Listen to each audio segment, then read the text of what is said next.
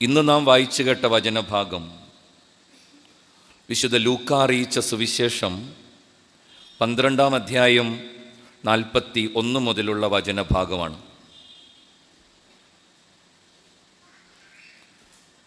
ഈ വചനത്തിൻ്റെ ആരംഭം ലൂക്ക 12-ാം അധ്യായം 35 മുതലാണ്. ലൂക്ക അറിയിച്ച സുവിശേഷം 12-ാം അധ്യായം 35 മുതലുള്ള വചനം. നിങ്ങൾ അരമുറുക്കിയും വിളക്ക് കത്തിച്ചും ഇരിപ്പിൻ. അച്ഛൻ്റെ ബൈബിളാണ് ഞാൻ വായിക്കുന്നത്. നിങ്ങൾ അരമുറുക്കിയും വിളക്ക് കത്തിച്ചും ഇരിപ്പിൻ. തങ്ങളുടെ യജമാനൻ കല്യാണ വിരുന്ന് കഴിഞ്ഞ് മടങ്ങി വന്ന് മുട്ടുന്ന ഉടനെ വാതിൽ തുറന്നു കൊടുക്കാൻ അവൻ്റെ വരവും കാത്തിരിക്കുന്നവരെ പോലെ ആയിരിപ്പിൻ.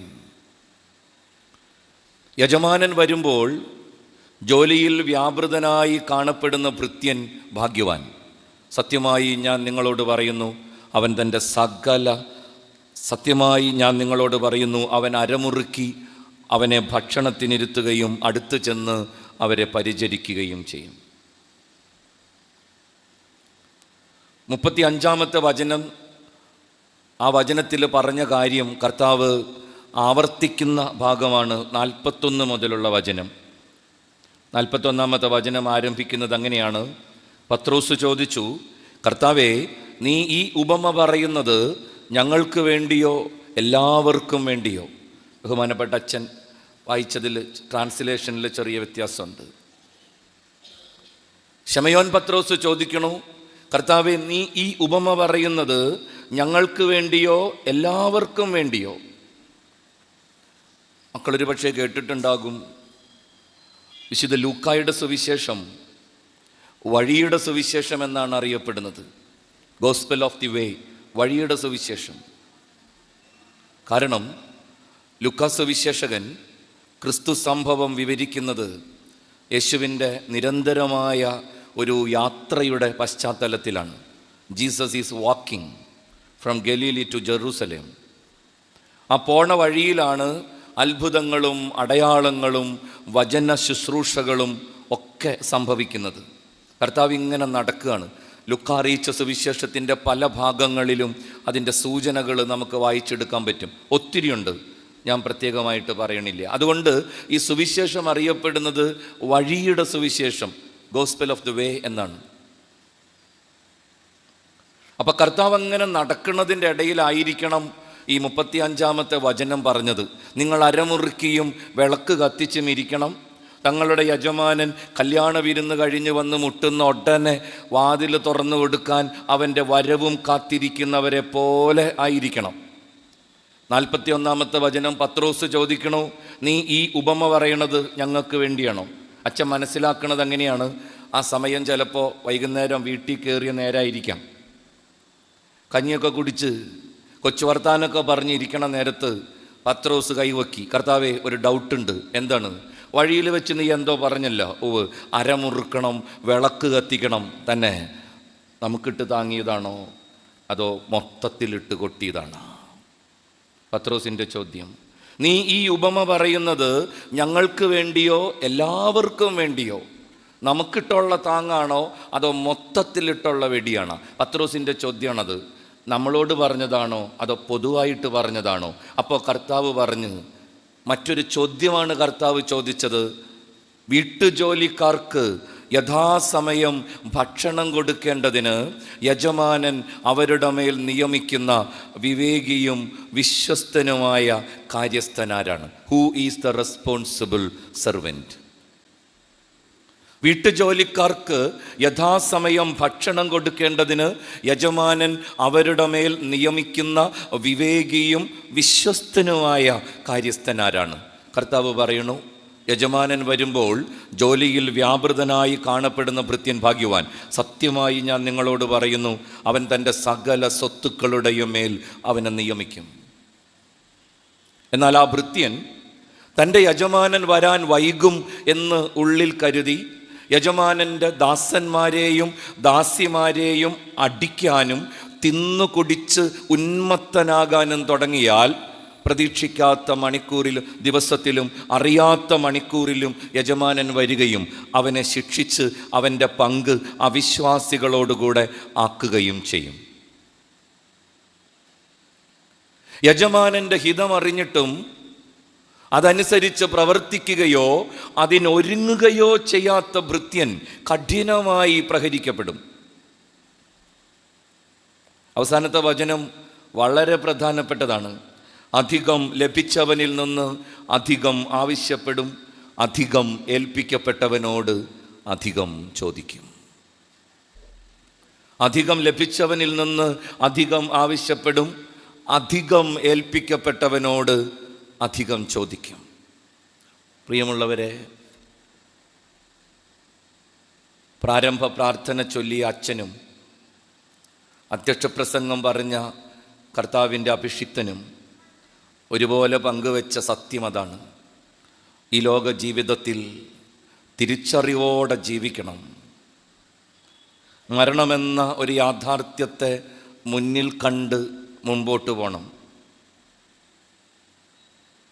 അധ്യക്ഷ പ്രസംഗകൻ പലവട്ടം പറഞ്ഞ് 70 ഉള്ളു വകുപ്പനുസരിച്ച്, കൂടിയ 80. നല്ലൊരു കണക്കണത്. 70 വയസ്സ് വരെ ഉള്ളൂന്ന് പറയണേ. തല നരച്ചാലും കറുത്താലും വയസ്സ് തമ്പുരാൻ്റെ കണക്കിലുണ്ട്. പലരുടെയും തലയൊക്കെ ഇത്രയ്ക്ക് കറുപ്പില്ലെന്ന് ഞാൻ പറയാണ്ട് തന്നെ അറിയാല്ല. ഗോദറേജും ബ്ലാക്ക് റോസും ഒക്കെ ഉള്ളിടത്തോളം കാലം നമ്മുടെ തലയ്ക്ക് ഒരിക്കലും പ്രായാവില്ല. സ്റ്റേജിലിരിക്കുന്ന അച്ഛന്മാരുടെ തലയിലും കറുപ്പ് കാണുമ്പോൾ എനിക്ക് അത്ഭുതമുണ്ട്. നല്ലൊരു ഭാര്യയും അവൾക്ക് ഇത്തിരി കലാബോധവും കരവിരുദ്ധവും ഒക്കെ ഉണ്ടെങ്കിൽ തല കറുത്തിരിക്കും. അങ്ങനെ ഒരെണ്ണം ഇല്ലാത്തവൻ്റെ തല വെളുത്തിരിക്കും.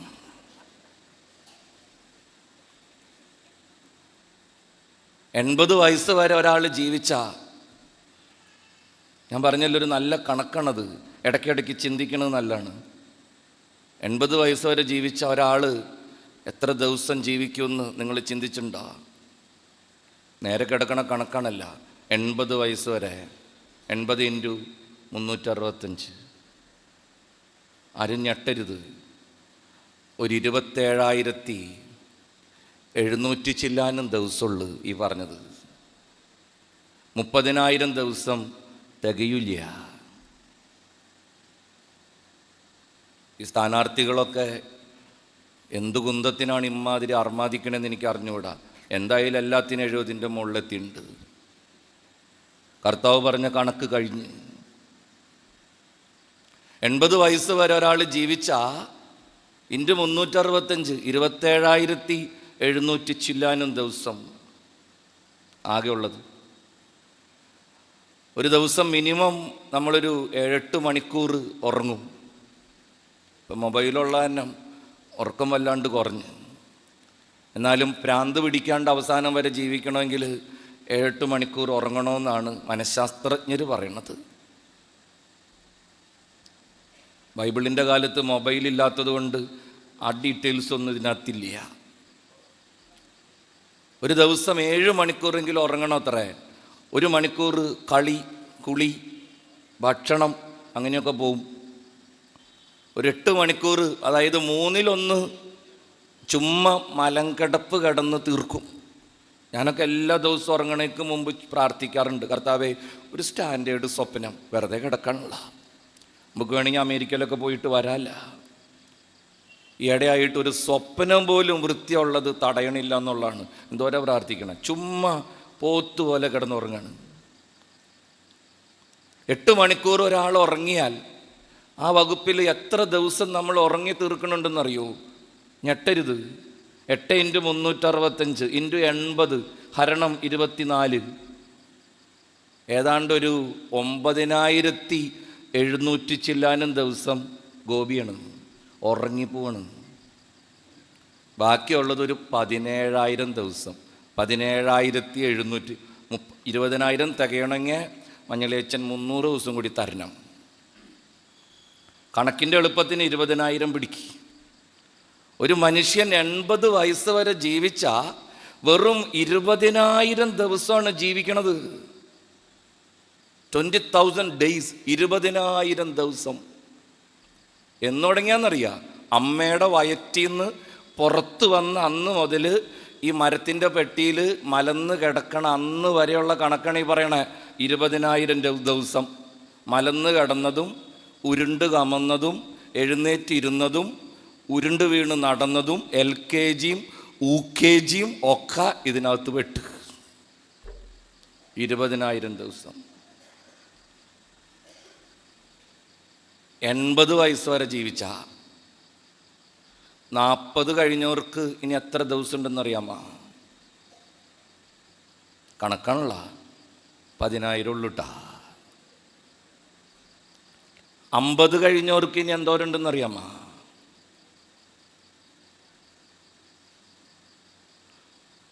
3,500, 4,000. 60 കഴിഞ്ഞവർക്ക് എത്രയുണ്ടെന്നറിയാമോ? 70 കഴിഞ്ഞവർക്ക് എത്രയുണ്ടെന്നറിയാമോ? 1,500, 1,300. 80, 75 കഴിഞ്ഞവരുടെ കാര്യം പറഞ്ഞാൽ ഇതിപ്പോൾ ശവസംസ്കാരം നടത്തേണ്ടി വരും, നെഞ്ചോയിനെടുത്ത് ചാവും. അതുകൊണ്ടാണ് സങ്കീർത്തകൻ പാടുന്നത്, മനുഷ്യജീവിതം എത്ര ഹ്രസ്വമാണ്, വയലിലെ പുഷ്പം പോലെ അത് വിരിയുന്നു, ചുടുകാറ്റടിക്കുമ്പോൾ അത് വാടിപ്പോവുകയും ചെയ്യുന്നു. ദൈവമേ, ഹൃദയവിജ്ഞാനം പ്രാപിക്കുവാനായി ആയുസ്സിൻ്റെ ഹ്രസ്വത എനിക്ക് മനസ്സിലാക്കി തരണേ. അതാണ് സങ്കീർത്തനം. ഹൃദയവിജ്ഞാനം പ്രാപിക്കാൻ ഇത് ഇത്രയ്ക്കൊന്നുമില്ല. പറഞ്ഞ നേരം കൊണ്ട് പരിപാടി തീരും.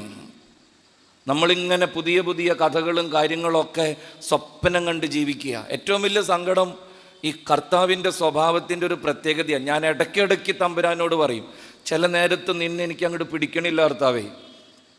വേറൊന്നുമല്ല, പരീക്ഷ കഴിയുമ്പോഴാണ് കർത്താവ് ക്വസ്റ്റ്യൻ പേപ്പർ തരുള്ളൂ.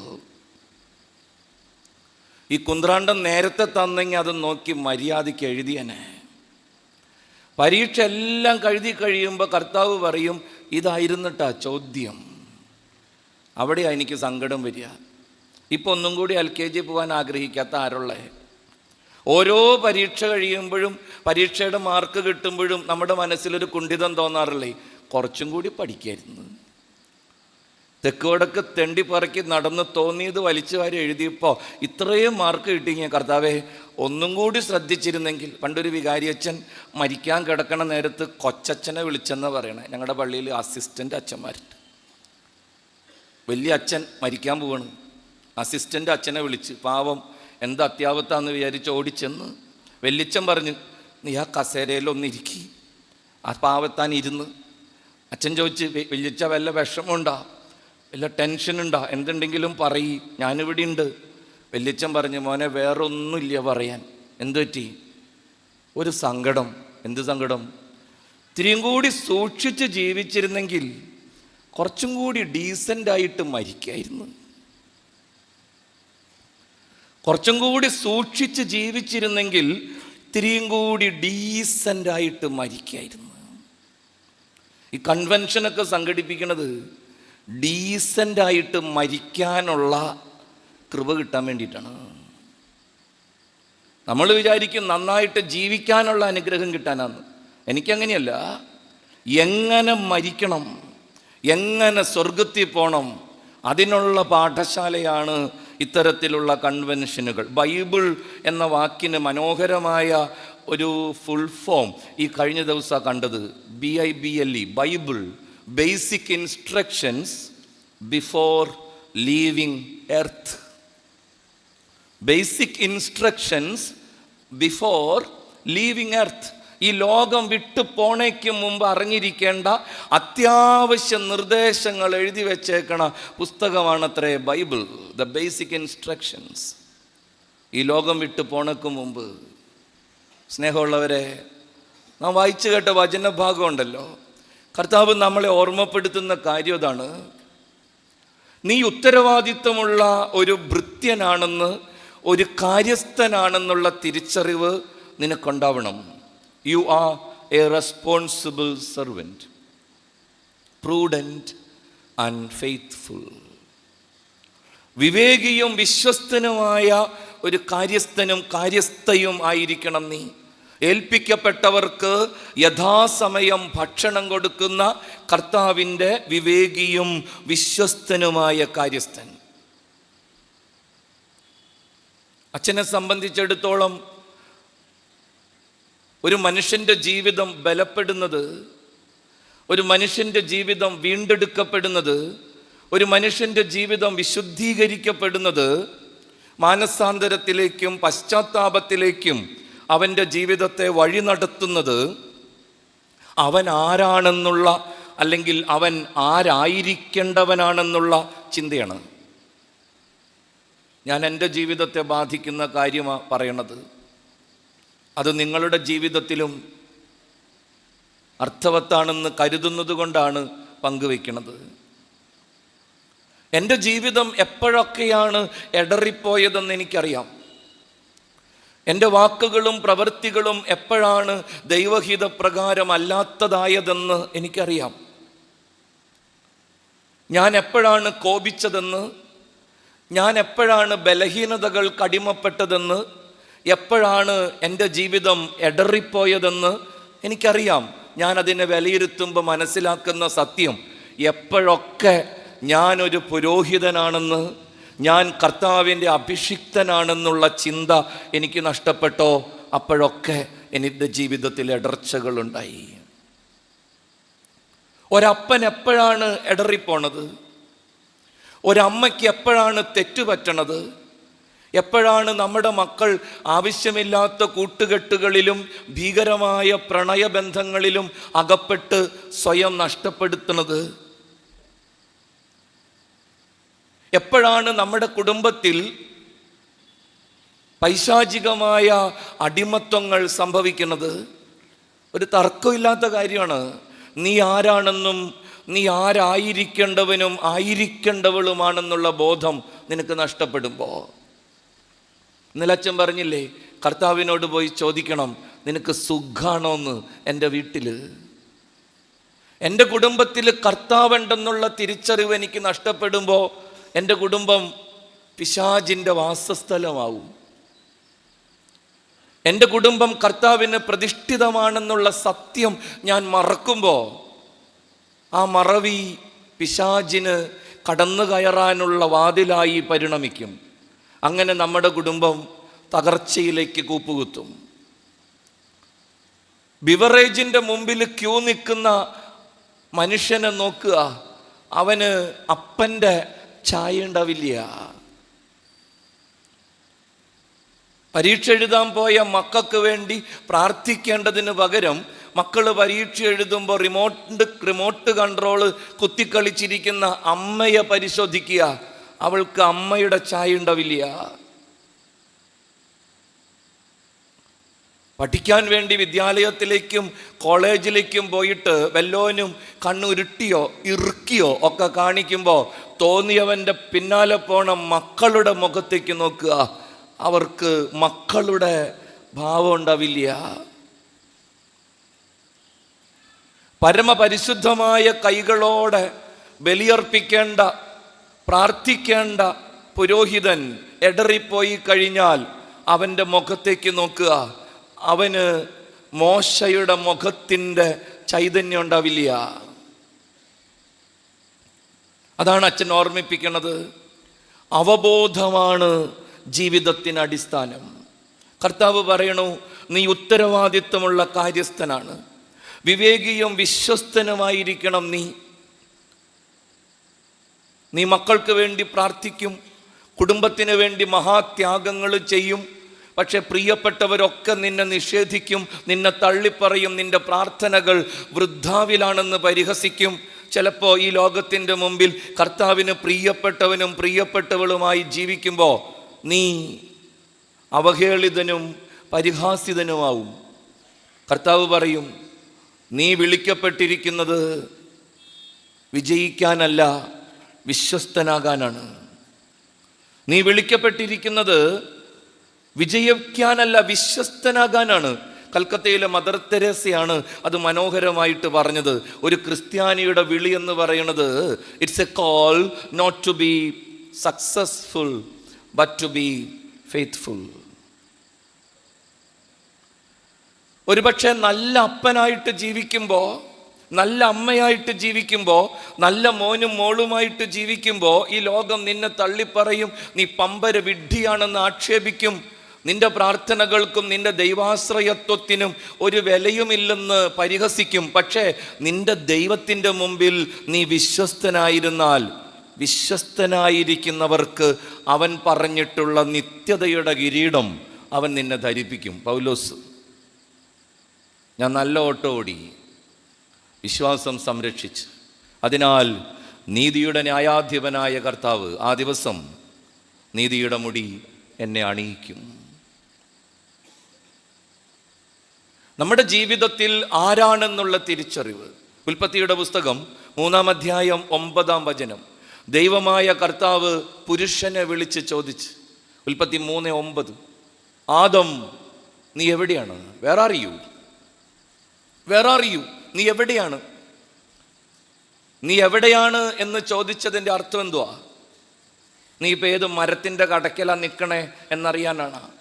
നീ ഇപ്പം ഏത് മാവിൻ്റെ കൊമ്പത്താ, തേക്കിൻ്റെ പൊക്കത്താ, അതറിയാനാണോ കർത്താവിന്? തമ്പുരാന് ലൊക്കേഷൻ ഇട്ട് നോക്കാനൊന്നുമല്ല.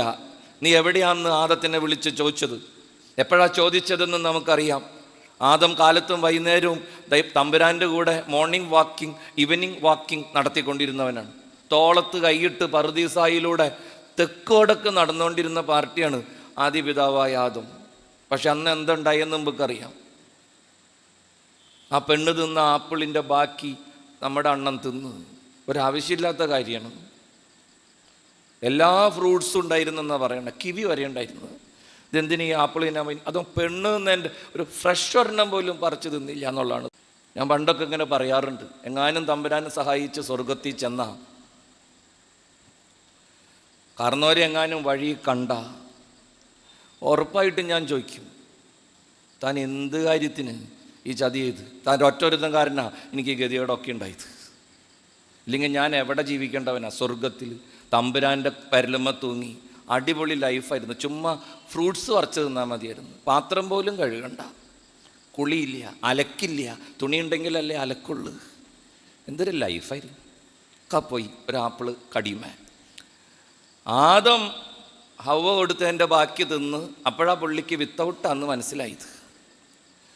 ഏതോ മുഴുത്ത ഇല അപ്പുറം പൊത്തി വെച്ച് എവിടെയോ പുള്ളി ഒളിച്ചിരിക്കണം.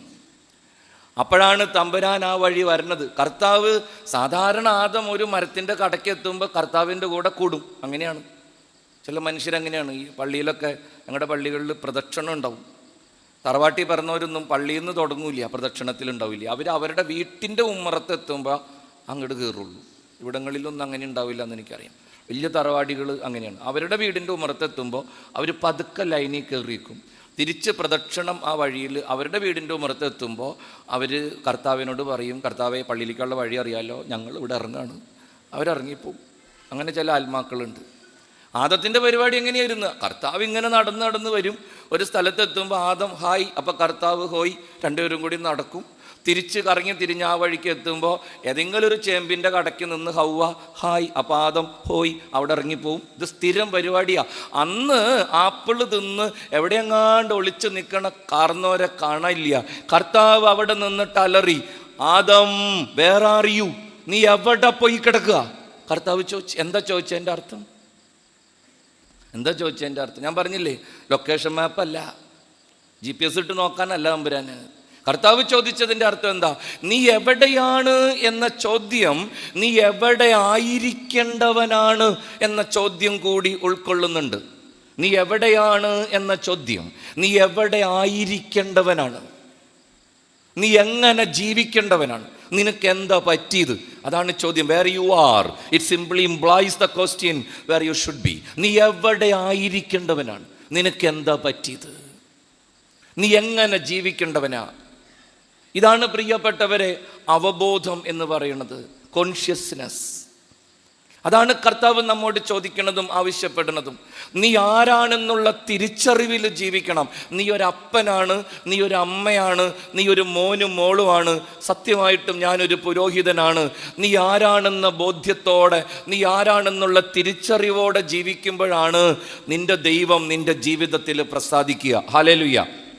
അവർക്ക് പറയാമോ? Hallelujah, hallelujah, hallelujah, hallelujah. ഉൽപ്പത്തിയുടെ പുസ്തകം 18:6.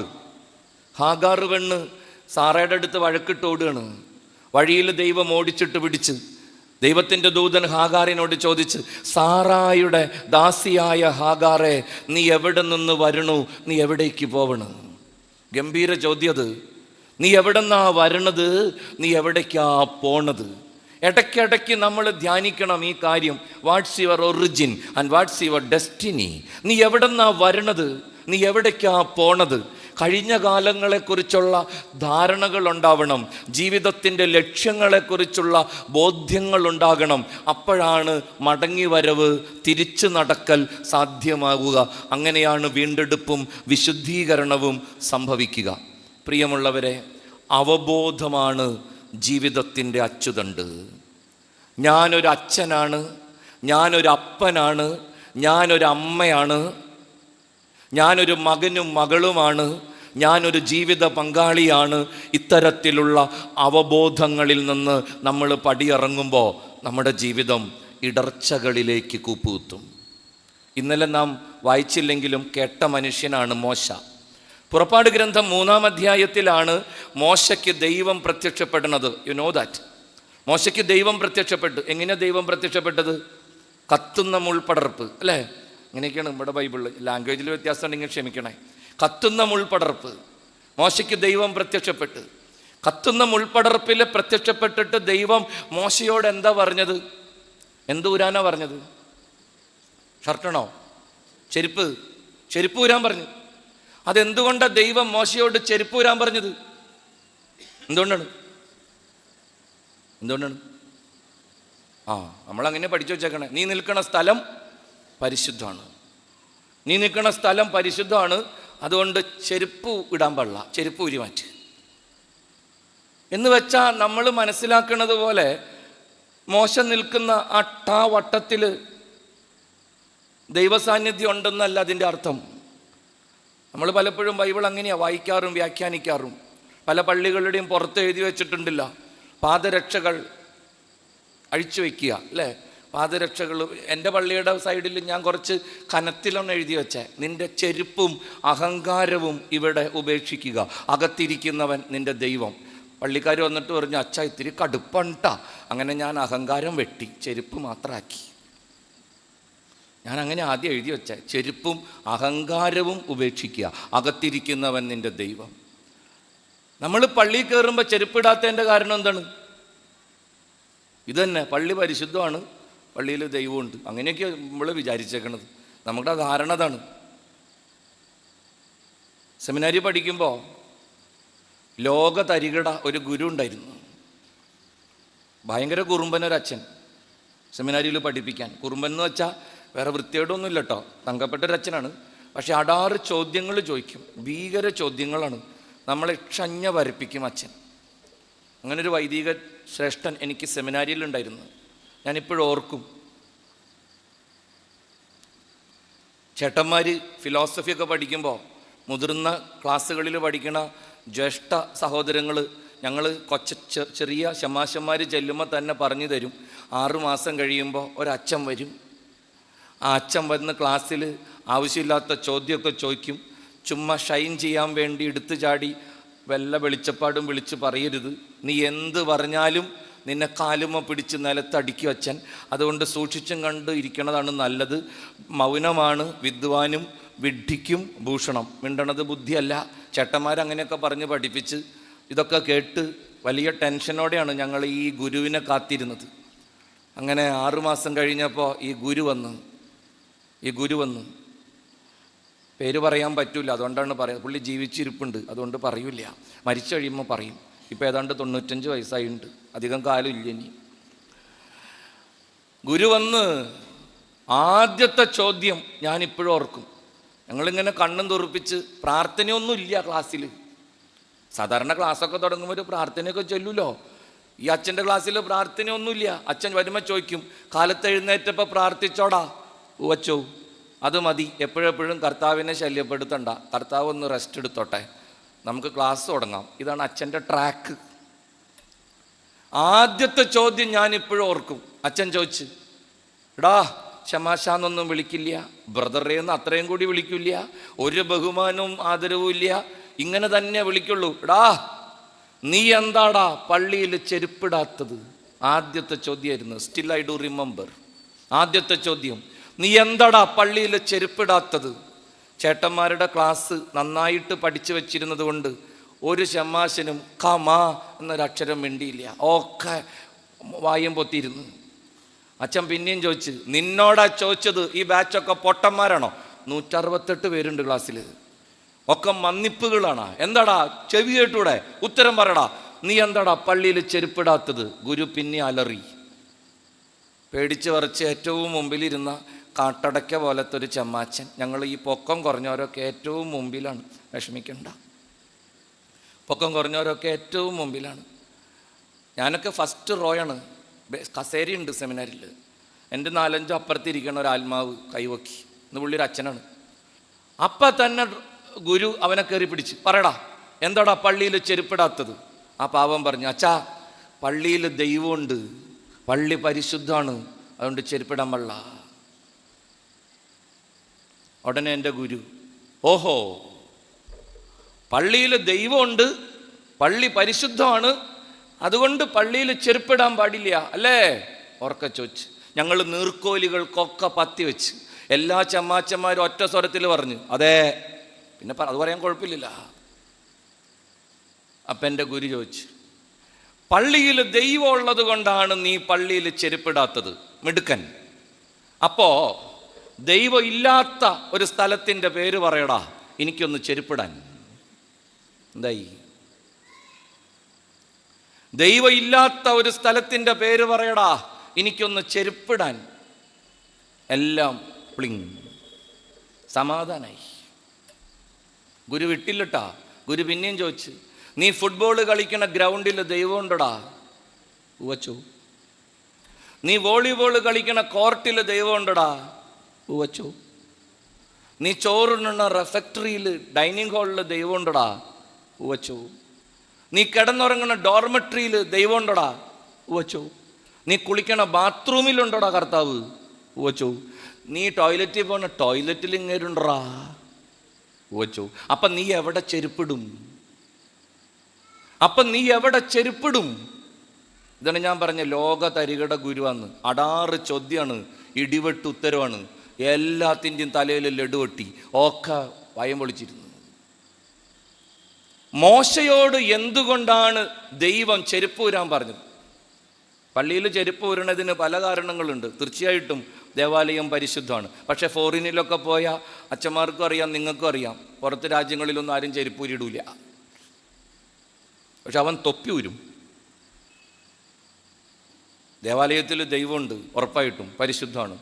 പക്ഷെ നീ പള്ളി കയറുമ്പോൾ ചെരുപ്പ് ഊരണത് അവിടെ ദൈവം ഉള്ളത് കൊണ്ട് മാത്രമല്ല, അതിനപ്പുറത്തും വലിയൊരു യാഥാർത്ഥ്യമുണ്ട്. മോശയോട് ദൈവം പറയണു, നീ ചെരുപ്പൂരി മാറ്റ് മോശെ. എന്തുകൊണ്ടാണ് ദൈവം മോശയോട് ചെരുപ്പൂരാൻ പറഞ്ഞത്? ഉത്തരം പറയുമ്പോൾ നിങ്ങൾ ചിരിക്കും, എനിക്കറിയാം, എന്നാലും കുഴപ്പമില്ല, നിങ്ങൾ കാര്യം മനസ്സിലാക്കണം. എന്തുകൊണ്ടാണ് ദൈവം മോശയോട് ചെരുപ്പൂരാൻ പറഞ്ഞത്? എൻ്റെ പ്രിയപ്പെട്ടവരെ, മോശയോട് ദൈവം ചെരുപ്പൂരാൻ പറഞ്ഞതിൻ്റെ കാരണം വേറൊന്നുമല്ല, മോശയുടെ കാലുമ്മ കിടക്കണ ചെരുപ്പ് മോശയുടെ ചെരുപ്പല്ല. മോശയുടെ കാലേ കിടക്കണ ചെരുപ്പ് മോശയുടെ ചെരുപ്പല്ല. പിന്നെ ആരുടെ ചെരുപ്പാണ്?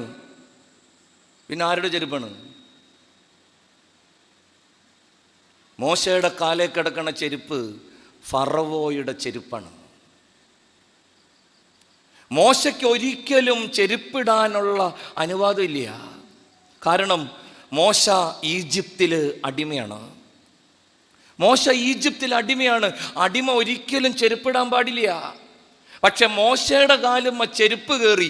ഇസ്രായേൽക്കാരനായിരുന്നിട്ടും ഈജിപ്തിലെ അടിമയായിരുന്നിട്ടും മോശയുടെ കാലുമ്മ ഒരു ചെരുപ്പുണ്ട്. എവിടെന്നാ കിട്ടിയ മോശയ്ക്ക് ചെരുപ്പ്? ലോട്ടറി അടിച്ചതാ മോശയ്ക്ക്. അവൻ വളർന്നത് ഫറവോന്റെ മോനായിട്ടാണ്.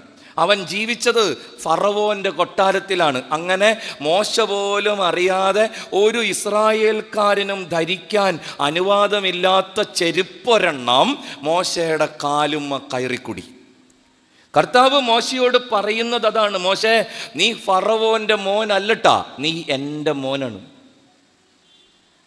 നീ ഈജിപ്തുകാരനല്ല, നീ ഇസ്രായേലാണ്.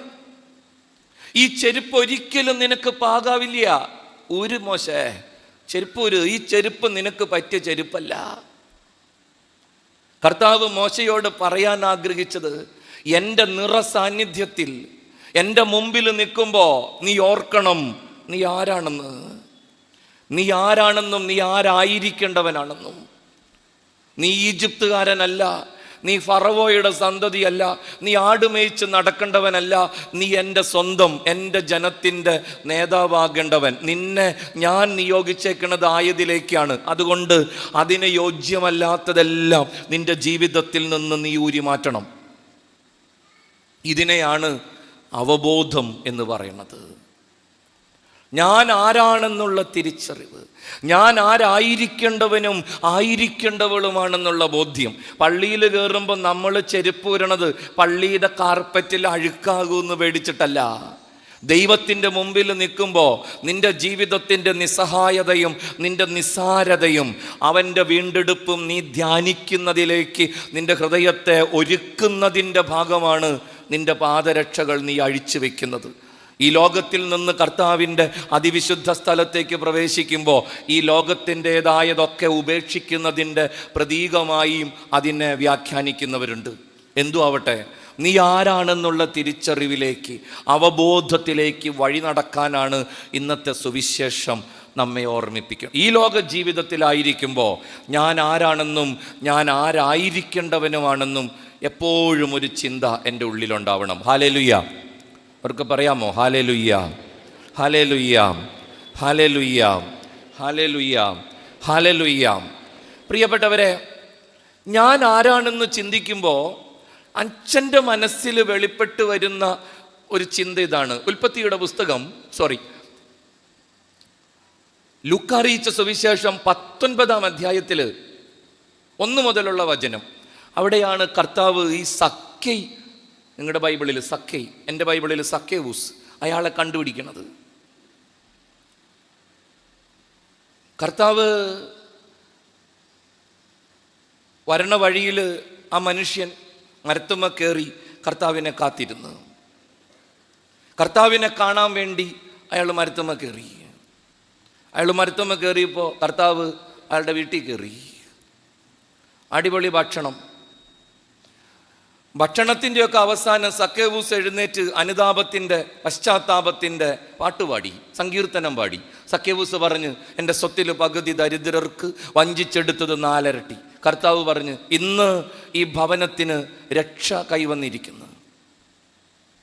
ഇവനും അബ്രാഹത്തിൻ്റെ പുത്രനാണ്, നഷ്ടപ്പെട്ടു പോയതിനെ കണ്ടെത്തി രക്ഷിക്കാനാണ് മനുഷ്യപുത്രൻ വന്നിരിക്കുന്നത്. ഞാൻ വായിക്കുന്ന പുസ്തകത്തിലെ ബൈബിളിൽ അതാണ്. പക്ഷെ എനിക്ക് കൂടുതൽ ഇഷ്ടം നിങ്ങൾ വായിക്കുന്ന സത്യവേദ പുസ്തകത്തിലെ വചനമാണ്. ഈ വചനം സത്യവേദ പുസ്തകത്തിൽ എനിക്കിഷ്ടമാണ്. ഞാനത് എല്ലായിടത്തും പറയാറുണ്ട്. അതിങ്ങനെയാണ്, ഇവനും അബ്രാഹത്തിൻ്റെ പുത്രൻ ആകയാൽ. അങ്ങനെയല്ലേ? യെസ്.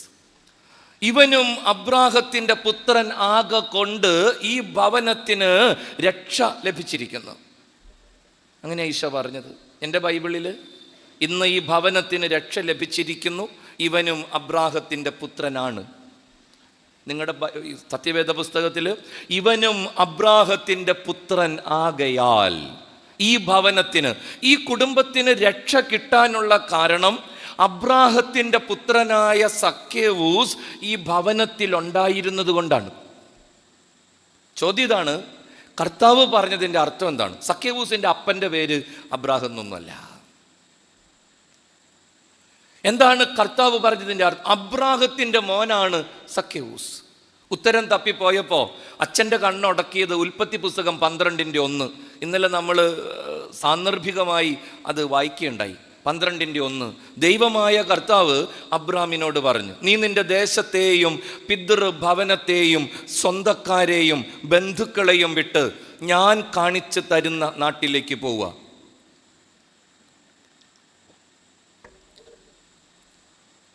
നീ നിന്റെ ദേശത്തെയും പിതൃഭവനത്തെയും സ്വന്തക്കാരെയും വിട്ട് ഞാൻ കാണിച്ചു തരുന്ന നാട്ടിലേക്ക് പോവുക. നിന്നെ ഞാൻ വലിയൊരു ജനതയാക്കും, നിന്നെ ഞാൻ അനുഗ്രഹിക്കും, നിന്റെ പേര് ഞാൻ മഹത്വമാക്കും. അങ്ങനെ നീ ഒരു അനുഗ്രഹമായിരിക്കും. നിന്നെ അനുഗ്രഹിക്കുന്നവരെ ഞാനും അനുഗ്രഹിക്കും, നിന്നെ ശപിക്കുന്നവരെ ഞാനും ശപിക്കും. നിന്നിലൂടെ ഭൂമുഖത്തെ വംശങ്ങളെല്ലാം അനുഗ്രഹീതമാകും. ഹല്ലേലൂയ. കർത്താവ് അബ്രാഹത്തിനോട് പറയുക, നീ എല്ലാം ഉപേക്ഷിച്ച് ഞാൻ കാണിച്ചു തരുന്ന നാട്ടിലേക്ക് പോവുക. നിന്നെ ഞാൻ വലിയൊരു ജനതയാക്കും, നിന്നെ ഞാൻ അനുഗ്രഹിക്കും, നിന്റെ പേര് ഞാൻ മഹത്വമാക്കും. അടുത്ത വചനം, അങ്ങനെ നീ ഒരു അനുഗ്രഹമായിരിക്കും. So that you will be a blessing. ഈ തടിച്ച വേദപുസ്തകത്തിൽ അച്ഛന് ഏറ്റവും ഇഷ്ടമുള്ള വചനം ഏതാന്ന് ചോദിച്ചാൽ ഏത് ഉറക്കപ്പിച്ചിലും ഞാൻ പറയുന്ന വചനമാണ് ഉൽപ്പത്തി 12:2. So that you will be a blessing. നീ ഒരു അനുഗ്രഹമായിരിക്കും. അടുത്ത വചനം, നിന്നെ അനുഗ്രഹിക്കുന്നവരെ ഞാനും അനുഗ്രഹിക്കും, നിന്നെ ശപിക്കുന്നവരെ ഞാൻ വെച്ചേക്കില്ല, ഞാനും ശപിക്കും. നിന്നിലൂടെ തലമുറകൾ അനുഗ്രഹിക്കപ്പെടും. പ്രിയപ്പെട്ടവരെ, ആരാണെന്നുള്ള അവബോധം, ആരായിരിക്കേണ്ടവനാണെന്നുള്ള അവബോധം, അതിലേക്കാണ് ഈ വചനം അച്ഛനെ നയിക്കുന്നത്. ഞാൻ ആരാണ്, ഞാൻ ആരായിരിക്കേണ്ടവനാണ്. സക്കേവൂസിൻ്റെ മാനസാന്തരം കണ്ട്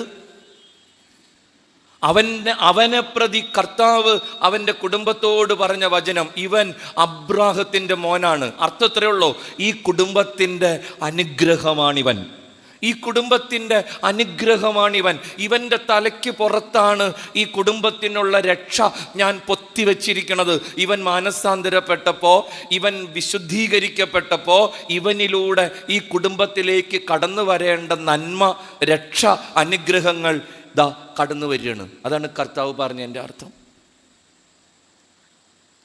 സക്കേവൂസിനെ പോലെ നമ്മുടെ ജീവിതത്തിനും ദൈവം കുറിക്കുന്ന അടിക്കുറിപ്പ് അത് തന്നെയാണ്. U are a blessing. നീ ഒരു അനുഗ്രഹമാണ്, നീ ഒരു അനുഗ്രഹമാണ്.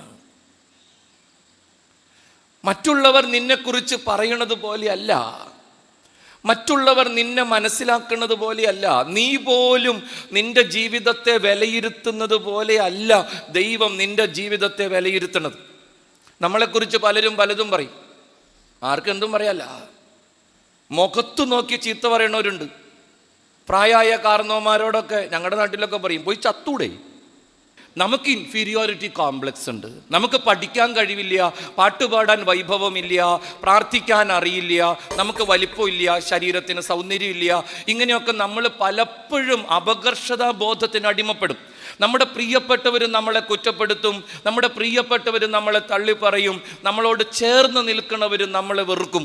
പക്ഷേ കർത്താവിൻ്റെ വചനം നമ്മോട് പറയും, യു ആർ എ ബ്ലെസ്സിങ്. നീയൊരു അനുഗ്രഹമാണ്, നീയൊരു അനുഗ്രഹമാണ്.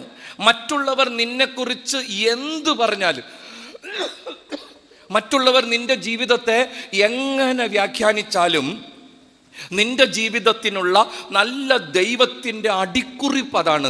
U are a blessing. You will experience it if you wait for it. നിശ്ചയമായിട്ടും ദൈവം അത് പ്രൂവ് ചെയ്യും, നിശ്ചയമായിട്ടും ദൈവം പ്രൂവ് ചെയ്യും. ജസ്സയുടെ മക്കളെ തെരഞ്ഞു പിടിക്കാൻ ഏലിയാവ് പോയില്ല. എല്ലാത്തിൻ്റെയും തലയിൽ കൈവച്ച് ഓരോ നേറ്റങ്ങളും മക്കൾ വന്നപ്പോഴും പ്രവാചകന് തോന്നി, ഇതാണ് ദൈവത്തിൻ്റെ, ഇതാണ് ദൈവത്തിൻ്റെ, ഇതാണ് ദൈവത്തിൻ്റെ. കർത്താവ് പറഞ്ഞു, നീ കാണണ പോലെ അല്ല ഞാൻ കാണണത്, നീ കാണണത് പോലെ അല്ല ഞാൻ കാണണത്. 6 എണ്ണത്തിൻ്റെയും തലയിൽ പ്രാർത്ഥന കഴിഞ്ഞപ്പോൾ ജസ്സ പറഞ്ഞ്, വരൂ കൈ കഴുകു, ഭക്ഷണം കഴിക്കാം. പ്രവാചകൻ ചോദിച്ച്, എല്ലാത്തിൻ്റെയും തലയിൽ കൈവച്ചാ? ഉവാ. എല്ലാത്തിൻ്റെയും വെച്ചാ? ഇല്ല, ഒരെണ്ണം കൂടി ഉണ്ട്. അതെവിടെയാ?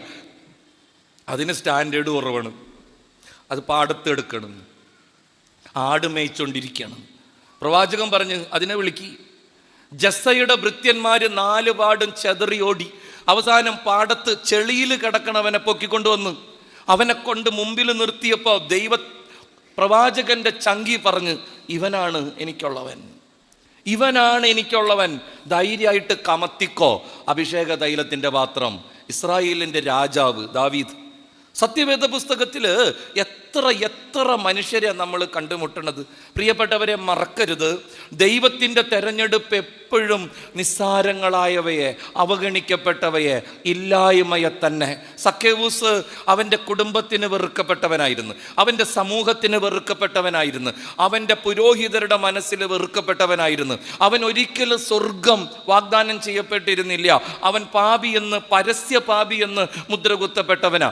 അവന് സ്വർഗം നിഷിദ്ധമാണ്, അവൻ കുടുംബത്തിന് ശാപമാണെന്നാണ് പറയപ്പെട്ടിരുന്നത്. പക്ഷേ അവൻ്റെ ജീവിതത്തിൻ്റെ വീണ്ടെടുപ്പ് കണ്ടിട്ടാണ് ക്രിസ്തു പറഞ്ഞത്, ഇന്ന് ഈ ഭവനം രക്ഷപ്പെടാൻ കാരണം ഇവനാണ്.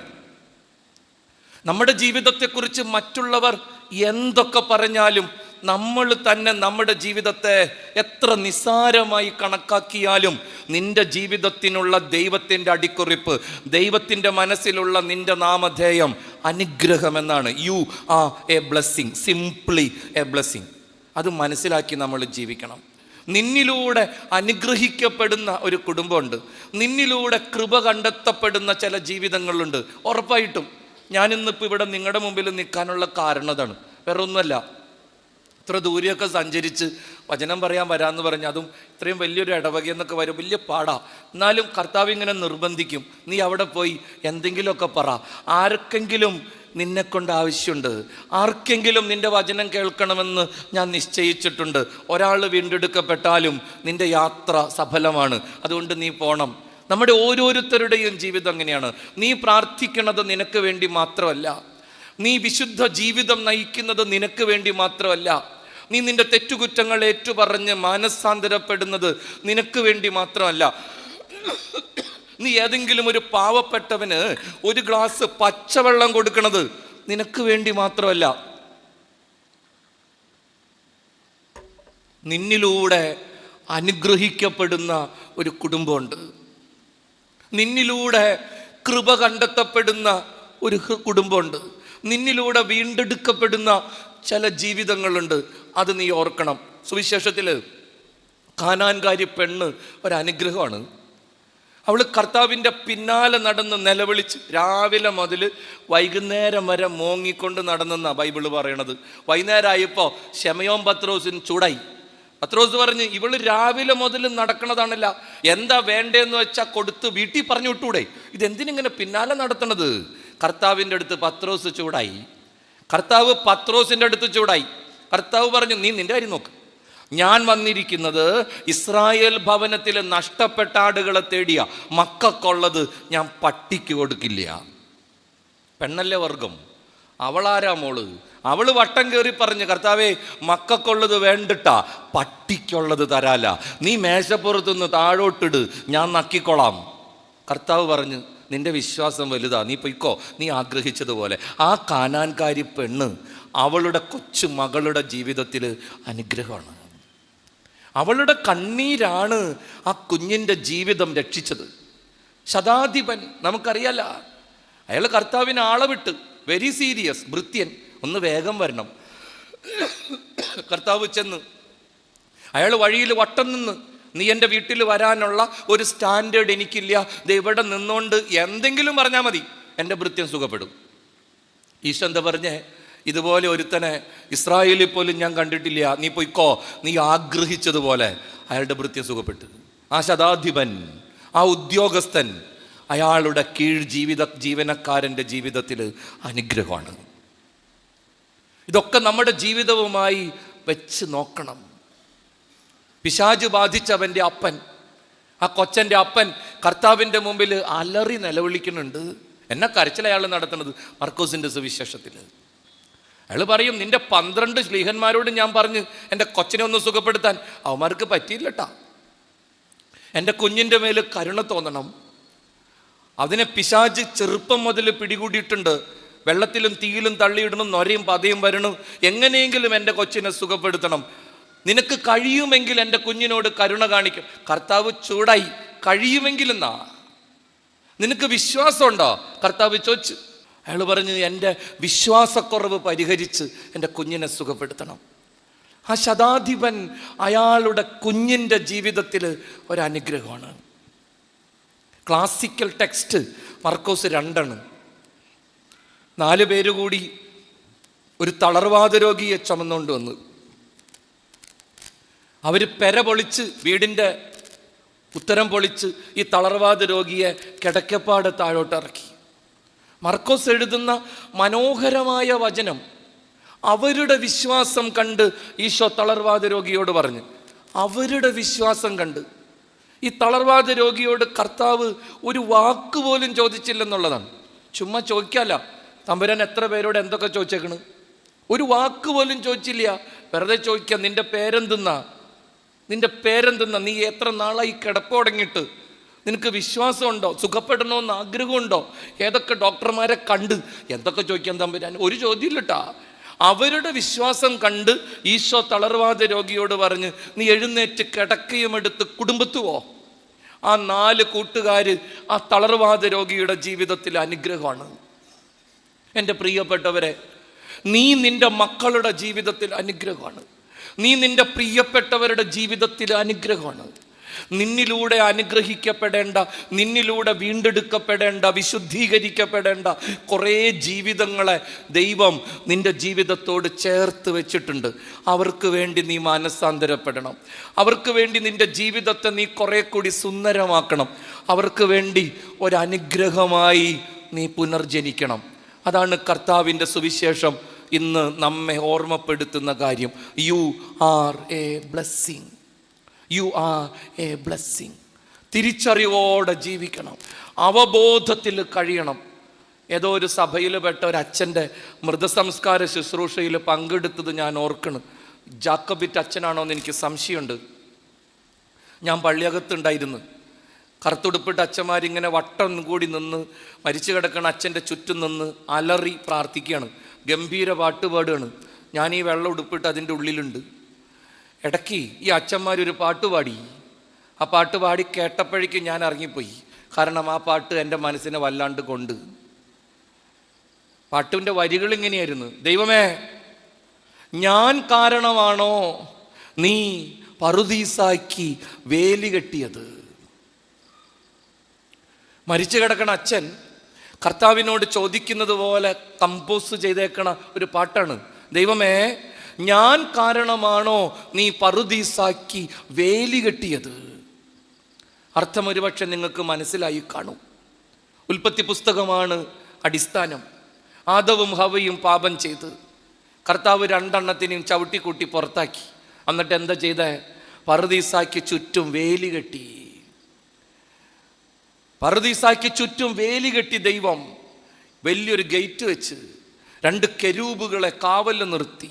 അവരുടെ കയ്യിൽ 4 ദിക്കിലേക്കും ചുറ്റി അടിക്കണ അഗ്നി തുപ്പണ ഗഡ്ഗം വാള് കൊടുത്ത്. ഒരു ത്രില്ലിന് കാലത്ത് ഇറങ്ങിപ്പോയതാണ് ആദം. ഇറങ്ങിപ്പോടാ എന്ന് പറഞ്ഞപ്പോൾ 2 എണ്ണം എന്നാൽ നീ മടി എന്ന് പറഞ്ഞു പോയി. വൈകുന്നേരം ആയപ്പോൾ കോഴി കൂട്ടി കയറാൻ വരണ പോലെ 2 എണ്ണം വന്നേക്കാണ്. എല്ലായിടത്തും കറങ്ങി അടിച്ച് നടന്നേ, വയറിന് വിശപ്പ വന്ന് കണ്ടു. അപ്പോഴാണ് ഈ കാഴ്ച. എന്താണ് കാഴ്ച? വേലി കെട്ടിയേക്കാണ്. മാലാഖമാര് സെറ്റപ്പായിട്ട് നിൽക്കാണ് വാളും പിടിച്ച്. ഗേറ്റിന്റെ മുമ്പിലുള്ള തേക്കിന്റെ കടയ്ക്ക് മറിഞ്ഞു നിന്ന് ആദം മോങ്ങാണ്, കരച്ചില്.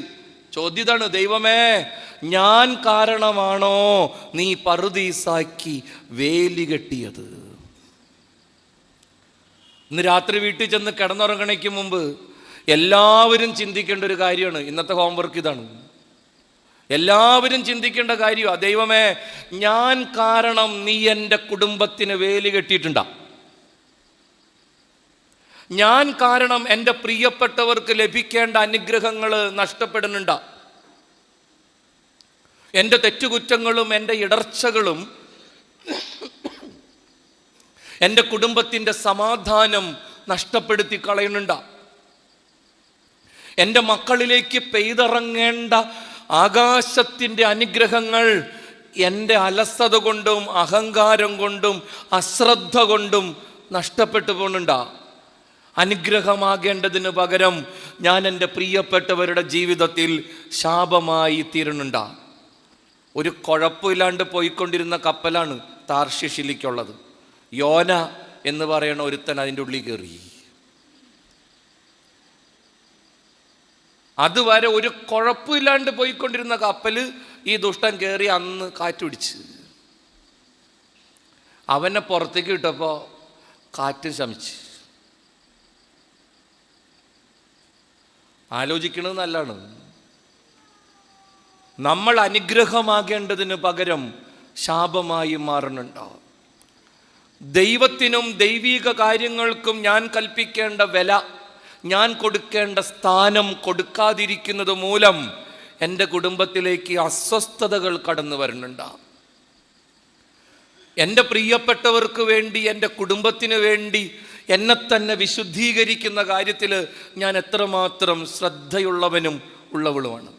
പ്രിയപ്പെട്ടവരെ, ആത്മശോധന ചെയ്ത് നോക്കണം, ജീവിതത്തെ വിലയിരുത്തണം. അച്ഛൻ അവസാനിപ്പിക്കുകയാണ്. കർത്താവ് ഇന്ന് നമ്മളോട് പറഞ്ഞത് ഇതാണ്: അവബോധമാണ് ജീവിതത്തിൻ്റെ ആധാരം. കോൺഷ്യസ്നെസ്. ആരാണ്, ആരായിരിക്കേണ്ടവനും ആയിരിക്കേണ്ടവളുമാണെന്ന ചിന്ത വളരെ പ്രധാനപ്പെട്ടതാണ് ഒരു വ്യക്തിയുടെ ജീവിതത്തിൽ. ഒരുവൻ്റെ ജീവിതത്തെ പാപത്തിൽ നിന്ന് മാറ്റി നിർത്തുന്നതും ഇടർച്ചകളിൽ നിന്ന് രക്ഷപ്പെടാൻ സഹായിക്കുന്നതും ജീവിതത്തിൻ്റെ വഴുവഴുത്ത വഴികളിൽ ഇടറാതെ സൂക്ഷിക്കുന്നതും ഈ അവബോധമെന്ന ഊന്നുവടിയാണ്. അതുകൊണ്ട് ആരാണെന്നുള്ള തിരിച്ചറിവിൽ ജീവിക്കാൻ ശ്രമിക്കണം, അവബോധത്തിൽ കഴിയാൻ നോക്കണം. എൻ്റെ ദൈവം എന്നെ ഒരനുഗ്രഹമായിട്ടാണ് ഈ ലോകത്തിലേക്ക് പറഞ്ഞു വിട്ടിട്ടുള്ളത്. ഞാനൊരു അനുഗ്രഹമാണ്. ആരൊക്കെ എന്തൊക്കെ എൻ്റെ ജീവിതത്തെക്കുറിച്ച് പറഞ്ഞാലും, ആരൊക്കെ എൻ്റെ ജീവിതത്തെ എങ്ങനെയൊക്കെ വ്യാഖ്യാനിച്ചാലും, ഞാൻ എൻ്റെ കർത്താവിൻ്റെ അനുഗ്രഹമാണ്. ഞാൻ ഒരിക്കലും ശാപമാകാൻ പാടില്ല. ദൈവം അനന്ത കാരുണ്യവാനാണ്. നമ്മുടെ തെറ്റുകൾ മറ്റുള്ളവരുടെ മേൽ അവൻ ചാർത്തില്ല എന്ന് പറയുമ്പോഴും വചനത്തിൽ നമ്മൾ പഠിക്കും, വായിക്കും, തലമുറകളെ ശിക്ഷിക്കുന്നൊരു കർത്താവുണ്ട്. ബലിപീഠത്തിൽ വെച്ച് വധിക്കപ്പെട്ടവരുടെ രക്തത്തിന് തലമുറകളോട് കണക്ക് ചോദിക്കുന്നൊരു കർത്താവുണ്ട്. പീലാത്തോസാണ് കൈ കഴുകിയത്, പക്ഷെ ഉറക്കം പോയത് അങ്ങേരുടെ കെട്ടിയോൾക്കാണ്. കൈ കഴുകിയത് പീലാത്തോസാ, പക്ഷെ ഉറക്കം പോയത് ഭാര്യയ്ക്ക. അതുകൊണ്ട് നീ ഒരു അനുഗ്രഹമാണെന്ന തിരിച്ചറിവിൽ ജീവിക്കണം. നിന്റെ നന്മ നിന്റെ മാത്രം കാര്യമല്ല, നിന്നിലൂടെ അനുഗ്രഹിക്കപ്പെടുന്ന ഒരു കുടുംബമുണ്ട്. അനുഗ്രഹം ഒരിക്കലും ശാപമാകാൻ പാടില്ല.